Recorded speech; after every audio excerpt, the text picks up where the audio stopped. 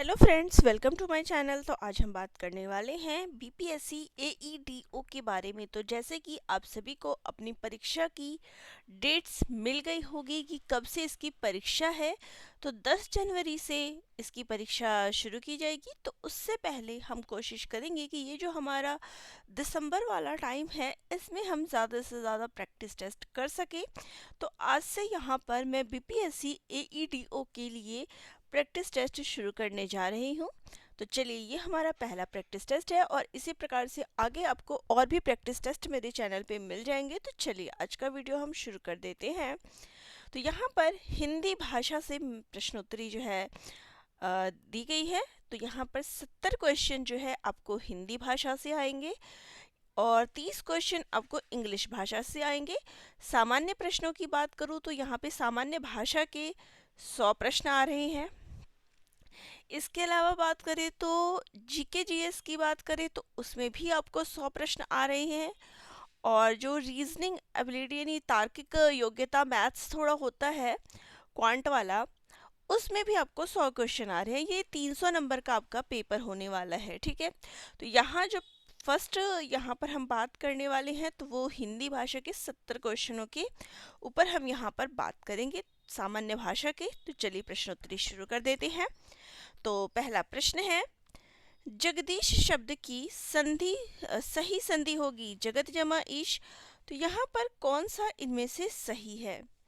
तो right answer हमारा हो जाएगा, देखिए इसमें जो त है वो पूरा है, जो कि राइट आंसर नहीं है। त क्या होता है, इसमें आधा होता है। हमारा बी ऑप्शन यहाँ पर करेक्ट हो जाएगा। तो ये चीज़ ध्यान में रखिएगा, जगद नहीं होता तो ये तो पहले ही कट गया। अभी इस वाले में बस इतना फर्क है कि यहाँ पे पूरा त है और ये आधा त है। तो जो आधा त है वो वाला हमारा राइट आंसर होगा। चलिए नेक्स्ट क्वेश्चन पे आ जाते हैं। तो नेक्स्ट हमारा क्वेश्चन है, रीति प्लस अनुसार से संधि के बाद शब्द बनेगा। तो रीति जमा अनुसार, इससे क्या बनेगा? रीत्यानुसार, रीति अनुसार, रीतो अनुसार। तो राइट आंसर क्या हो जाएगा? राइट आंसर हो जाएगा यहाँ पर हमारा उपरोक्त में से कोई नहीं। ई ऑप्शन हमारा राइट हो जाएगा। क्यों? क्योंकि रीत्यानुप्रास तो आप सोच रहे होंगे कि ए ऑप्शन यहाँ पर हमारा राइट है, लेकिन ये भी राइट नहीं है। क्यों? क्योंकि ये हो जाता है रीत्य अनुसार, ना कि रीत्यानुसार। यहाँ पर क्या है? आ की मात्रा है, जो कि गलत है। तो यहाँ पे रीत्य जमा अनुसार, रीत्यानुसार होगा, ठीक है। ये हमारी कौन सी संधि है? तो ये हमारी यण संधि है, ठीक है। तो इस चीज़ का ध्यान रखिएगा, छोटी छोटी गलती से पेपर में क्वेश्चन जो है गलत हो जाता है। तो य और या और य का फर्क है, इस चीज़ का ध्यान में रखिएगा। चलिए नेक्स्ट है, यदि ए आई ओ तथा औ के बाद कोई भिन्न स्वर आता है तो उनके स्थान पर क्रमशः अय, आय, अव, आव हो जाता है। यह कौन सी संधि है? दीर्घ, गुण, वृद्धि। तो राइट आंसर क्या हो जाएगा? तो ये जो है यहाँ पर भी हमारा हो जाता है उपरोक्त में से कोई नहीं। क्योंकि यदि ए आई ओ तथा ओ के बाद कोई स्वर भिन्न स्वर आता है और उससे ये हो जाता है, तो ये कौन सी संधि होती है? तो ये अयादि संधि होती है। अब इसका उदाहरण अगर मैं बात करूं तो जैसे प जमा इत्र, तो ये बन जाता है पवित्र। ये हमारी अयादि संधि है, ठीक है। तो यहाँ पर ये याद रखिएगा, इसलिए ई ऑप्शन यहाँ पर हमारा राइट हो जाएगा। चलिए नेक्स्ट क्वेश्चन पे आ जाते हैं। जो हर समय दूसरों की बुराइयां खोजता हो उसे कहते हैं परनिंदक, सर्पनिंदक, सर्वनिंदक, छिद्रान्वेषी। तो राइट आंसर क्या हो जाएगा? राइट आंसर हमारा यहाँ पर हो जाएगा, उसको कहा जाता है छिद्रा अन्वेषी, जो हर समय दूसरों की बुराइयां खोजता हो, ठीक है। नेक्स्ट है अनिल। अनिल का सही अर्थ देने वाला शब्द युग्म कौन सा है? वायु अग्नि, अग्नि वायु, हवा पानी। अनिल और अनल। तो राइट आंसर है यहाँ पर अनिल का तात्पर्य होता है वायु और अनल का तात्पर्य होता है अग्नि। तो हमारा ए ऑप्शन यहाँ पर राइट हो जाएगा। ठीक है, चलिए नेक्स्ट क्वेश्चन पे आ जाते हैं। तो नेक्स्ट है अंश और अंश शब्द का सही अर्थ बताइए। कंघा हिस्सा, हिस्सा कंधा, कंधा स्त्री। तो ये जो अंश होता है इसका तात्पर्य क्या होता है? तो इसका तात्पर्य होता है हिस्सा, जो कि हमें कहाँ मिल रहा है? हमें मिल रहा है यहाँ पे बी ऑप्शन पे। और ये जो अंश होता है इसका मतलब होता है कंधा, तो यहाँ पर बी ऑप्शन राइट हो जाएगा। नेक्स्ट है निम्नलिखित में से कंकाल शब्द का अर्थ कौन सा है? एक शहर का नाम, हड्डियों का ढांचा, अकिंचन। तो राइट आंसर हो जाएगा, देखिए कंकाल जो होता है शहर का नाम नहीं होता, अकिंचन नहीं होता, बल्कि ये क्या होता है? तो ये होता है हड्डियों का ढांचा। यहाँ पर बी ऑप्शन राइट हो जाएगा। नेक्स्ट क्वेश्चन है निम्नलिखित में से कौन सा शब्द हंस की जगह प्रयुक्त नहीं किया जा सकता? सूर्य, योगी, श्वेत। तो राइट आंसर क्या हो जाएगा? राइट आंसर हो जाएगा डी ऑप्शन, उपयुक्त में से एक से अधिक। तो हंस का जो तात्पर्य होता है वो सूर्य भी होता है, योगी भी होता है और श्वेत भी होता है। तो यहाँ पर हंस के तात्पर्य तीनों हो जाएंगे। ठीक है, नेक्स्ट है निम्नलिखित में से कौन सा शब्द अग्नि का पर्यायवाची है? अवलेख, अर्णव, पावक। तो राइट आंसर है यहाँ पर हमारा अग्नि का पर्यायवाची क्या होता है? तो पावक होता है। तो हमारा सी ऑप्शन राइट हो जाएगा। अर्णव नहीं होता, अवलेख नहीं होता। अर्णव जो है ये सागर का पर्यायवाची होता है। ठीक है, और अवलेख ये इसके अंतर्गत नहीं आता है। ठीक है, चलिए नेक्स्ट है गेह का पर्यायवाची शब्द है गृह, गर्दभ, व्योम। तो गेह, गेह का तात्पर्य क्या होता है? तो गेह से तात्पर्य होता है गृह यानी घर। तो हमारे यहाँ पर ए ऑप्शन राइट हो जाएगा। ना गर्दभा होता है, गर्दभा तो गधा होता है, और व्योम तो आकाश को बोलते हैं। तो यहाँ पर हमारा ए ऑप्शन राइट हो जाएगा। चलिए नेक्स्ट क्वेश्चन पे आ जाते हैं। तो नेक्स्ट हमारा क्वेश्चन है मानवीय शब्द का विलोम है देवी, दानवीय, सांसारिक। उपरोक्त में से एक से अधिक या फिर उपरोक्त में से कोई नहीं।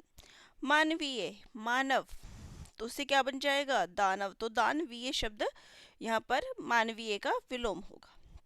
नेक्स्ट है अधम का विरोधार्थिक शब्द दिए गए विकल्पों में से कौन सा है? नेक, उत्तम, बुरा। तो अधम का विलोम क्या होगा? तो अधम का जो विलोम होगा वो हो जाएगा उत्तम। बी ऑप्शन राइट हो जाएगा। नेक्स्ट क्वेश्चन है साहचर्य का विलोम शब्द है वैमनस्य, असहयोग, विनियोग। तो राइट आंसर हो जाएगा उपयुक्त में से कोई नहीं, क्योंकि जो साहचर्य होता है इसका विलोम होता है अलगाव, जो कि हमारे ऑप्शन में नहीं है। ठीक है, असहयोग का विलोम क्या हो जाएगा? सहयोग हो जाएगा।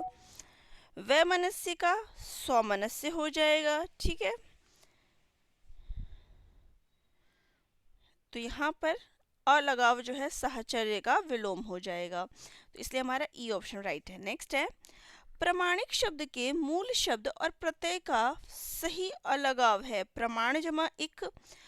तो यहाँ पर राइट आंसर कौन सा है? तो राइट आंसर हो जाएगा प्रमाणिक। इसको जब हम तोड़ेंगे, विग्रह करेंगे, तो आ जाएगा प्रमाण जमा इक। छोटी ई आती है, ना कि बड़ी ई। तो हमारा बी ऑप्शन यहाँ पर राइट हो जाएगा। चलिए नेक्स्ट क्वेश्चन पे आ जाते हैं। तो नेक्स्ट हमारा क्वेश्चन है निर्गुण शब्द में उपसर्ग है निह, नी, नी या फिर निर। निर्गुण, तो निर जमा गुण। तो क्या आ जाएगा? हमारा सी ऑप्शन राइट हो जाएगा। नेक्स्ट है निम्नलिखित में से किस शब्द में अ उपसर्ग है? अनेक, अमर, अतिशय। तो यहाँ पर देखिए अनेक, अन जमा एक, क्या बन जाएगा? अनेक। अतिशय, अति जमा शय। अमर, अ जमा मर, तो क्या आ जाएगा हमारा, ऑप्शन पूछा है तो बी ऑप्शन राइट हो जाएगा। नेक्स्ट है तिलक किस प्रकार का शब्द है, तत्सम, तद्भव, देशज। तो तिलक, तिलक कौन सा शब्द है, तो तिलक जो है ये तत्सम शब्द है। आजकल हम क्या बोलते हैं, टीका बोलते हैं तिलक, तो टीका क्या हो जाता है, तद्भव रूप हो जाता है तिलक का। चलिए नेक्स्ट है, निम्नलिखित में से एक शब्द विदेशी भाषा का है, प्रतिबिंब, कुसुम, हाथी। तो इसमें से विदेशी भाषा का शब्द कौन सा है, तो उपरोक्त में से कोई नहीं। तो यहाँ पर दिए गए विकल्प में कोई भी विदेशी भाषा का शब्द नहीं है। हाथी की बात करें तो हाथी हिंदी भाषा का शब्द है, वहीं पे प्रतिबिंब और कुसुम जो है ये संस्कृत भाषा के हैं, ये भी संस्कृत का है प्रतिबिंब, कुसुम भी संस्कृत का है, और हाथी जो है ये हिंदी भाषा का शब्द है। ठीक है, चलिए नेक्स्ट क्वेश्चन ले लेते हैं।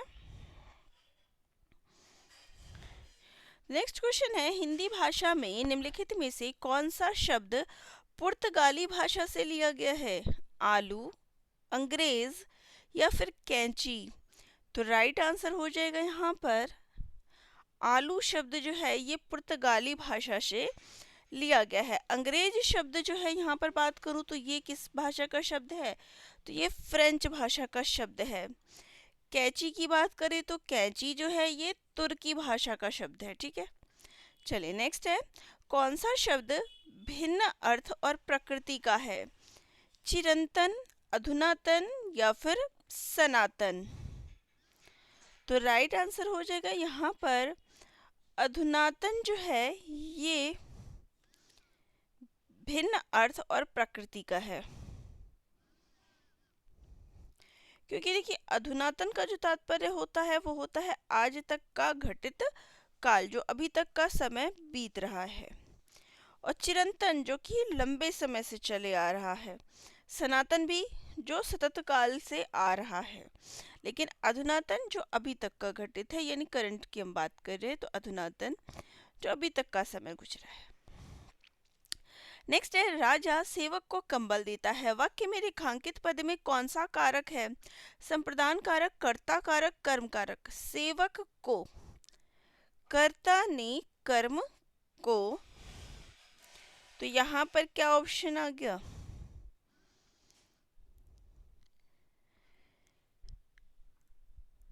कर्ता ने सेवक को कंबल देता है। तो यहाँ पर जो भाव है वो क्या है, देने का भाव है। अब यहाँ पे तो हम कह सकते हैं कि कर्म है, सेवक को, कर्ता ने कर्म को, लेकिन यहाँ पर क्या भाव आ रहा है, देने का भाव आ रहा है, और जहाँ पर भी देने का भाव आता है वहाँ पे संप्रदान कारक आता है। ए ऑप्शन यहाँ पर राइट हो जाएगा। नेक्स्ट है, कारक के भेद हैं। तो कारक कितने प्रकार के होते हैं, 5 होते हैं, 6 होते हैं या फिर 7 होते हैं। तो कारकों की अगर मैं बात करूँ तो कारक कितने होते हैं, 8 कारक होते हैं, जो कि हमारे ऑप्शन में क्या है, नहीं है। तो उपरोक्त में से कोई नहीं इसका राइट आंसर हो जाएगा। कारक के भेद हैं तो ये आपको पता ही है, कर्ता ने कर्म को करण से संप्रदान के लिए अपादान से पृथक, संबंध, अधिकरण और संबोधन, ये हो जाता है। नेक्स्ट है, वह स्त्री जो छिपकर अपने प्रिय से मिलने जाती है, प्रेमिका, नायिका, अभिसारिका। तो राइट आंसर हो जाएगा उसको क्या कहा जाएगा, तो यहाँ पे है कि छिपकर मिलने जाती है तो उसको कहा जाता है अभिसारिका। नेक्स्ट है, राम आम खाता है में वाच्य का कौन सा रूप है, कर्मवाच्य है, भाववाच्य है या फिर उभयवाच्य है। तो राम आम खाता है तो उपरोक्त में से यहाँ पर कोई भी नहीं है, क्योंकि राम क्या है, राम करता है, तो यहाँ पर जो वाक्य आएगा वो हो जाएगा कर्तृवाच्य। ठीक है, ये यहाँ पर कर्तृवाच्य है क्योंकि राम करता है, और यहाँ पर ये आ जाएगा। ठीक है, जो कि हमारे ऑप्शन में नहीं है। नेक्स्ट है, निम्नलिखित प्रश्न में 4 विकल्पों में से दिए गए वाक्य का सही काल का वाला विकल्प चुनिए। यदि मैं समय पर स्टेशन पहुंचता तो मेरी गाड़ी ना छूटती, संदिग्ध भूतकाल, हेतु हेतु मद भूतकाल, सामान्य वर्तमान काल। तो राइट आंसर हो जाएगा यहाँ पर, यदि मैं समय से स्टेशन पहुंचता, तो ये तो हो गया कि ये वर्तमान नहीं है, ये भूतकाल की बात हो रही है। संदिग्ध तो नहीं है, तो यहाँ पे आ जाएगा हेतु हेतु मद भूतकाल। तो नेक्स्ट हमारा क्वेश्चन है, निम्नलिखित विकल्पों में से कौन सा वचन का जोड़ा सही नहीं है? सोना सोना धेनु धुत्वे धुन्वे, छात्र छात्रगण। तो यहाँ पर एक वचन और बहुवचन का आपको जोड़ा बताना है कि कौन सा सही नहीं है।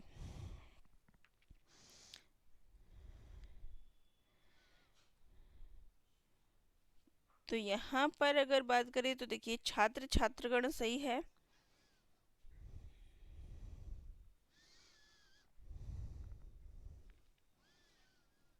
तो यहाँ पे हमारा राइट आंसर हो जाएगा उपरोक्त में से कोई नहीं। ठीक है,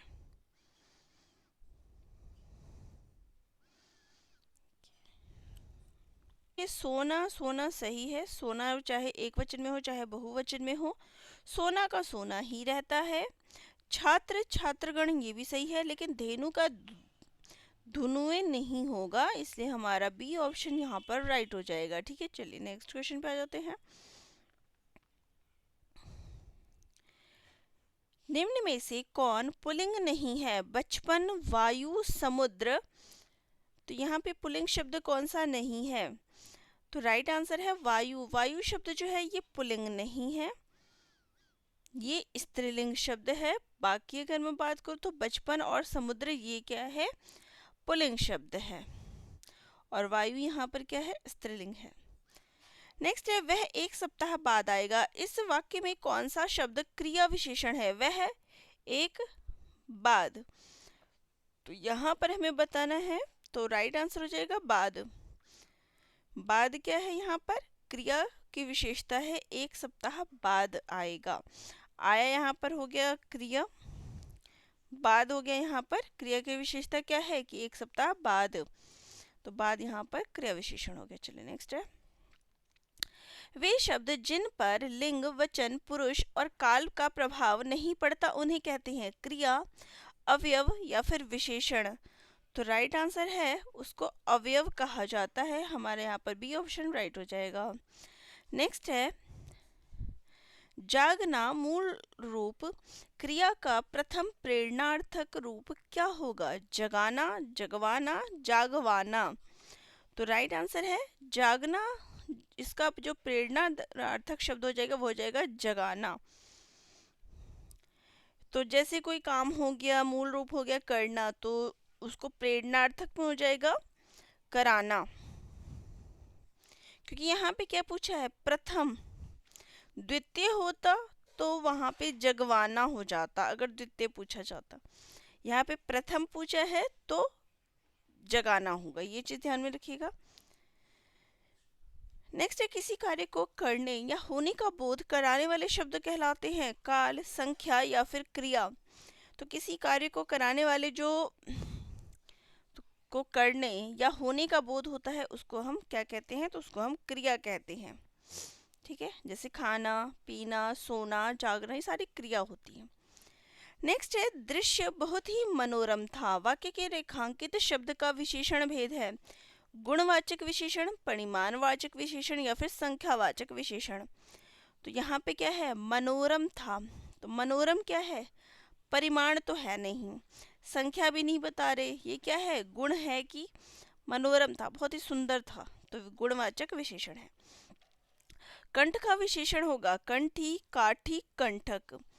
तो राइट आंसर हो जाएगा यहाँ पर उपरोक्त में से कोई नहीं, क्योंकि कंठ का जो विशेषण होता है वो होता है कंठ्य। ठीक है, जो कि हमारे ऑप्शन में है नहीं, इसको बस याद रख लीजिए। अगर आपके पेपर में ये क्वेश्चन आता है तो आपको ये ऑप्शंस पता होना चाहिए। चलिए नेक्स्ट क्वेश्चन पे आ जाते हैं। वह बहुत अच्छा लड़का है। वाक्य में वह कौन सा सर्वनाम है? निजवाचक सर्वनाम, निश्चयवाचक सर्वनाम, अनिश्चयवाचक सर्वनाम। तो वह शब्द क्या है? तो वह जो है ये निश्चयवाचक सर्वनाम के अंतर्गत आएगा। नेक्स्ट है, निम्नलिखित में से कौन सा सर्वनाम पद है? चिन्हित कीजिए। राधा, वह, सुंदर। तो राइट आंसर है यहाँ पर देखिए, राधा तो नहीं है, राधा तो संज्ञा हो गई। सुंदर भी नहीं, यहाँ पे क्या हो जाएगा? वह क्या है? सर्वनाम है। हथियार में कौन सी संज्ञा है? व्यक्तिवाचक, गुणवाचक या फिर जातिवाचक? तो राइट आंसर हो जाएगा हथियार में देखिए व्यक्तिवाचक भी नहीं है, गुण भी नहीं है, यहाँ पे जातिवाचक है। ठीक है। नेक्स्ट है, निम्नलिखित वाक्य में संज्ञा के रूप में क्या प्रयोग किया गया है? वह इनमें से एक को जानता है वह इनमें। तो राइट आंसर हो जाएगा यहाँ पर उपरोक्त में से कोई नहीं, क्योंकि यहाँ पर एक शब्द जो है ये संज्ञा के रूप में वह इनमें से एक को जानता है, तो एक क्या है? यहाँ पर संज्ञा है। जैसे कि हम कह सकते हैं कि वह इनमें से श्याम को जानता है, राम को जानता है, तो यहाँ पे एक क्या हो गया? संज्ञा हो गया, वो हमारे ऑप्शन में नहीं है। नेक्स्ट है, निम्नलिखित शब्द में कौन सा शुद्ध रूप है? तो कवियत्री का शुद्ध रूप कौन सा होता है? तो राइट आंसर हो जाएगा कवियत्री का जो शुद्ध रूप होता है कवयित्री। यहाँ पे हमारा बी ऑप्शन जो है वो राइट हो जाएगा, कवियत्री का शुद्ध रूप कवयित्री। नेक्स्ट है, निम्नलिखित में से कौन सा शब्द शुद्ध रूप है? अंगना, चांद या फिर आंख? तो राइट आंसर है यहाँ पर अंगना शब्द जो है ये वर्तनी की दृष्टि से क्या है? शुद्ध है। अंगना का तात्पर्य क्या होता है? तो अंगना का तात्पर्य होता है स्त्री।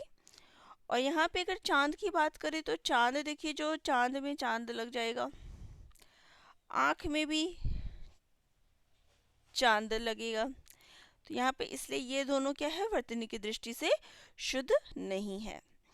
नेक्स्ट है, माता पिता दोनों प्रसन्न थे।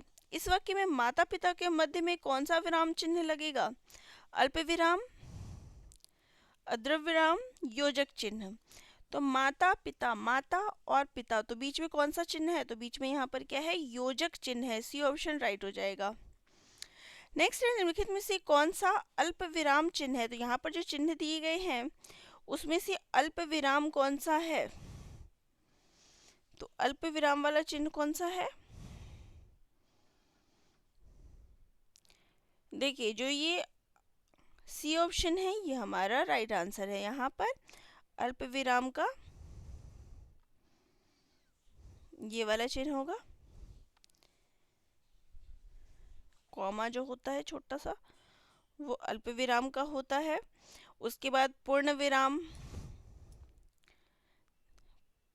पूर्ण विराम का जो चिन्ह होता है वो ये होता है। और अर्ध विराम की बात कर ले तो अर्ध विराम में क्या होता है? एक बिंदी होती है और एक कॉमा होता है। और अल्प विराम में क्या होता है? एक सिंगल सा कॉमा होता है। नेक्स्ट हमारा क्वेश्चन है, निम्नलिखित में से कौन सा शब्द प्रयत्न और उच्चारण के आधार पर व्यंजन का वर्गीकरण नहीं है? उत्क्षिप्त, पार्श्विक या फिर सघोष? तो राइट आंसर है यहाँ पर उत्क्षिप्त जो है ये प्रयत्न और उच्चारण के आधार पर व्यंजन का वर्गीकरण नहीं है, क्योंकि हिंदी में उत्क्षिप्त व्यंजन जो है ये क्या है? नवागत ध्वनियों के अंतर्गत आता है।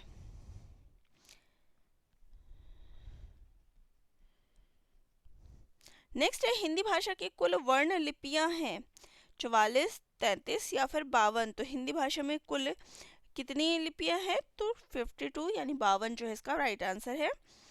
नेक्स्ट है, निम्नांकित में से कंठ ध्वनियां है। तो कंठ ध्वनियां जो कि कंठ से निकलती है, तो राइट आंसर हो जाएगा यहाँ पर हमारा सी ऑप्शन, क ख ग घ, ये क्या है? कंठ ध्वनियां है। प फ ब भ क्या है? प फ, प वर्ग किसके अंतर्गत आता है? तो ओष्ठ के अंतर्गत आता है। और य र ल व ये क्या है? अंतस्था व्यंजन है। ठीक है, अंतस्था के अंतर्गत आता है, ये ध्यान में रखिएगा। चलिए नेक्स्ट है, हिंदी की पहली सवाक यानी बोलती फिल्म आलम आरा किस वर्ष में रिलीज हुई? 1930, 1947 या फिर 1931 में? तो राइट आंसर हो जाएगा यहाँ पर कि जो आलम आरा फिल्म थी ये रिलीज हुई थी 1931 में। नेक्स्ट है भूले बिसरे चित्र उपन्यास के लेखक हैं राजेंद्र यादव, भगवती चरण वर्मा या फिर यशपाल। तो राइट आंसर हो जाएगा यहाँ पे ऑप्शन नंबर बी, भगवती चरण वर्मा। नेक्स्ट है अंधा युग किसकी रचना है? गोपेश, धनवीर भारती, जयप्रकाश भारती। तो राइट आंसर हो जाएगा धनवीर भारती। नेक्स्ट क्वेश्चन है मैया मैं नहीं माखन खायो पंक्ति किसने लिखी है? सूरदास, रैदास या फिर तुलसीदास ने। तो राइट आंसर हो जाएगा सूरदास ने, ऑप्शन नंबर ए जो है यहाँ पर राइट हो जाएगा। नेक्स्ट है बसही पक्षी बोल ही बहुसा का कर ही हुलास देखी के शाखा। उपरोक्त पंक्ति के रचयिता कौन है? तुलसीदास, कबीर या फिर जायसी। तो राइट आंसर है यहाँ पे ऑप्शन नंबर सी, जायसी के पद्मावत ग्रंथ से ये लिया गया है। नेक्स्ट है पृथ्वीराज रासो किस काल की रचना है? आदिकाल, रीतिकाल या फिर भक्तिकाल। तो पृथ्वीराज रासो जो है ये आदिकाल की रचना है। ठीक है, किसकी द्वारा रचित है? रचयिता का नाम क्या है? तो चंद्रबरदाई पूछ लिया जाता है तो इसलिए मैं बता देती हूँ। चलिए अब यहाँ पे गद्यांश दिया गया है, उसके आधार पर आपको प्रश्नोत्तरी करनी है, तो फटाफट से गद्यांश पढ़ लेते हैं। लक्ष्मण ने अकृत्रिम भ्रातृ स्नेह के कारण बड़े भाई का साथ दिया। उन्होंने राजपाट छोड़कर अपना शरीर रामचंद्र को अर्पण किया, यह बहुत बड़ी बात है, पर उर्मिला ने इससे भी बढ़कर आत्मोत्सर्ग किया। उसने अपनी आत्मा की अपेक्षा अधिक प्यारा अपना पति राम जानकी के लिए दे डाला, और यह आत्म सुखोत्सर्ग उसने तब किया जब उसे ब्याह कर आए कुछ ही समय हुआ था। उसने अपने सांसारिक सुख के सबसे अच्छे अंश से हाथ धो डाला। जो सुख विवाहोत्तर उसे मिलता उसकी बराबरी 14 वर्ष पति वियोग के बाद का सुख कभी नहीं कर सकता। नवोढ़ को प्राप्त होते ही जिस उर्मिला ने रामचंद्र और जानकी के लिए अपने सुख सर्वस्व पर पानी डाल दिया, उसी के लिए अंतरदर्शी आदि कवि के शब्द भंडार में दरिद्रता। लक्ष्मण राम के साथ वनवास के लिए क्यों गए? रामचंद्र की सेवा के लिए, पिता की आज्ञा के कारण, भाई के अत्यधिक प्रेम के कारण। तो राइट आंसर क्या हो जाएगा? राइट आंसर हो जाएगा भाई के प्रति अत्यधिक प्रेम के कारण। नेक्स्ट है लेखक को क्या दुख है? रामचंद्र राजपाट छोड़कर वनवास को चले गए, लक्ष्मण भी भाई के साथ वनवास को चले गए, या फिर उर्मिला का लक्ष्मण से वियोग हो गया। तो राइट आंसर है उपरोक्त में से कोई नहीं, क्योंकि यहाँ पर जो लेखक है उसको दुख है कि उर्मिला ने जो है इतना त्याग किया, लेकिन उसके लिए कवियों के द्वारा कुछ भी नहीं लिखा गया। नेक्स्ट है उर्मिला ने क्या बलिदान नहीं दिया? लक्ष्मण से विवाह किया, अपनी बहन सीता का वियोग सहा, लक्ष्मण को रामचंद्र के साथ वनवास जाने दिया। तो राइट आंसर है यहाँ पर लक्ष्मण से विवाह किया। विवाह करने के लिए उसको कोई बलिदान नहीं देना पड़ा। ठीक है, बाकी बहन का वियोग सहा और ये यहाँ पर ये दोनों हैं, लेकिन क्या है, लक्ष्मण से विवाह किया, इसमें बलिदान नहीं है। चलिए नेक्स्ट है नोटिफिकेशन शब्द का हिंदी रूपांतरण क्या है? टिप्पणी, सार संक्षेप या फिर सूचना। तो राइट आंसर हो जाएगा यहाँ पर नोटिफिकेशन का जो तात्पर्य होता है वो होता है यहाँ पर उपरोक्त में से कोई नहीं, क्योंकि इसका तात्पर्य होता है नोटिफिकेशन यानी सूचना नहीं होता, अधिसूचना होता है। ठीक है, सार संक्षेपण की बात करो तो सार संक्षेपण क्या होता है? समरी होती है। और सूचना क्या होता है? सूचना होता है इंफॉर्मेशन। ठीक है, सूचना यानी इंफॉर्मेशन, सार संक्षेप यानी कि समरी होगी। तो टिप्पणी, यहाँ पर टिप्पणी यानी कि कमेंट। ठीक है, नेक्स्ट है कोई कमाए कोई खाए, इसके अर्थ को दर्शाती सही लोकोक्ति निम्नलिखित में से कौन सी है? खरी मजूरी चोखा काम, खरी मजूरी चोखा काम, अंधा पीसे कुत्ता खाए, घर की मुर्गी दाल बराबर। तो यहाँ पर कोई कमाए कोई खाए, तो राइट आंसर क्या हो जाएगा? राइट आंसर हो जाएगा अंधा पीसे कुत्ता खाए, यानी कि कोई पीस रहा है और कोई खा रहा है।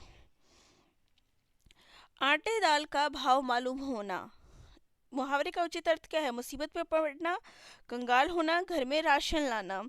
तो राइट आंसर हो जाएगा यहाँ पर उपरोक्त में से कोई नहीं, क्योंकि आटे दाल का भाव होना पता चलना यानी कि बहुत ही कष्ट का अनुभव होना। ठीक है, नेक्स्ट है अंधे के हाथ बटेर लगना। इसका आशय क्या है? अंधा भी अपना लक्ष्य प्राप्त कर सकता है, किसी अयोग्य व्यक्ति को महत्वपूर्ण वस्तु को प्राप्त हो जाना, भाग्य से कोई वस्तु मिल जाना। तो राइट आंसर हो जाएगा इसका किसी अयोग्य व्यक्ति को महत्वपूर्ण वस्तु प्राप्त हो जाना। नेक्स्ट है निम्नलिखित पद्यांश में अलंकार है। झरनों का पानी लेकर गज छिड़क रहे मतवाले, मानो जल बरस रहे हो सावन घन काले काले। उपमा, श्लेष या फिर यमक। तो राइट आंसर हो जाएगा यहाँ पर उपरोक्त में से कोई नहीं। क्यों?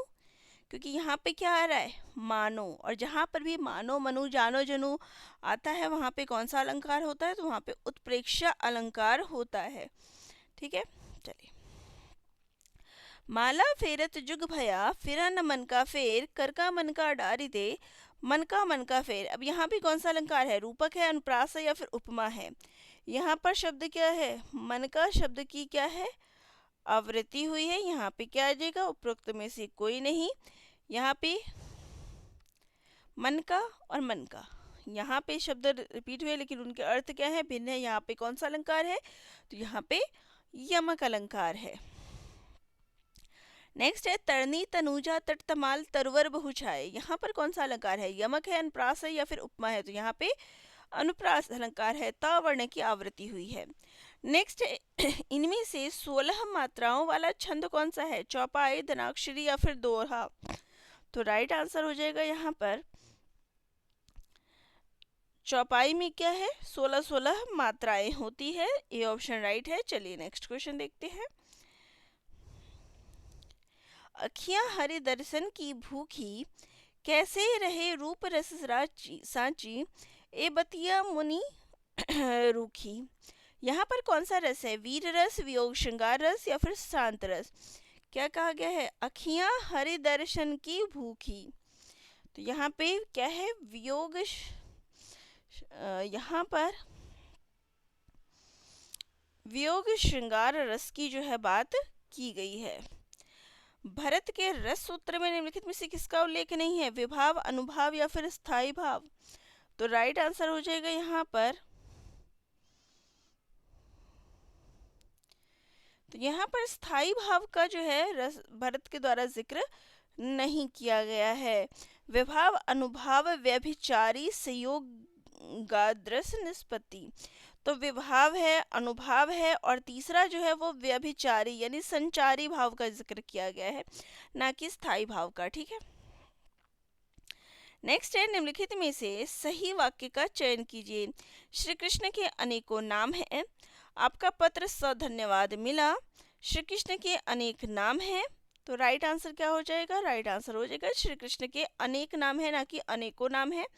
आपका पत्र सधन्यवाद नहीं मिला, ये सधन्यवाद सही नहीं है। ठीक है, चलिए नेक्स्ट हमारा क्वेश्चन है।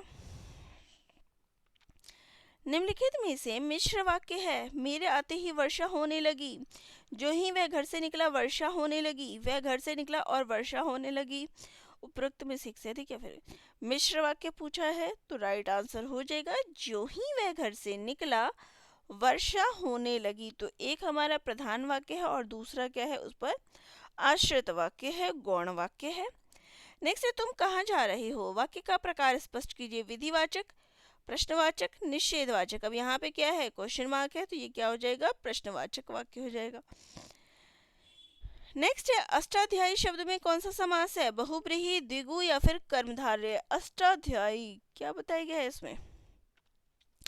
तो इसमें आपको संख्या मिल गई, तो यहाँ पे क्या है? द्विगु समास है। गौशाला में कौन सा समास है? गौशाला, गाय के लिए शाला, के लिए आ गया तो क्या आ जाएगा? तत्पुरुष, संप्रदान तत्पुरुष समास। ठीक है, नेक्स्ट है अनुरूप में कौन सा समास होता है? तत्पुरुष, बहुब्रीहि या फिर कर्मधारय। अब यहाँ पे क्या आ रहा है? अनु, तो अनु आ गया तो क्या आ जाएगा? उपरोक्त में से कोई नहीं, क्योंकि यहाँ पे समास कौन सा है? तो वो है अव्ययी भाव। कुछ ट्रिक्स है, अगर आपको नहीं समझ में आता तो कमेंट करिएगा, मैं आपको ट्रिक्स बता दूंगी ताकि आप समास वगैरह जो है इजीली उनको ट्रिक्स से सॉल्व कर सकते हैं। नेक्स्ट है जिसके पास कुछ भी ना हो, वाक्यांश के लिए एक शब्द है अकिंचन, किंचित, आकुंचन। तो राइट आंसर है जिसके पास कुछ भी ना हो, उसके लिए एक शब्द क्या आएगा, तो वो आ जाएगा अकिंचन। ये ऑप्शन हमारे यहाँ पर राइट हो जाएगा। तो चलिए ये थी हमारी आज की प्रश्नोत्तरी। आप सभी को आज का प्रैक्टिस टेस्ट कैसा लगा कमेंट बॉक्स में कमेंट जरूर करिएगा। वीडियो अच्छी लगी हो तो चैनल को लाइक भी कर दीजिएगा। धन्यवाद।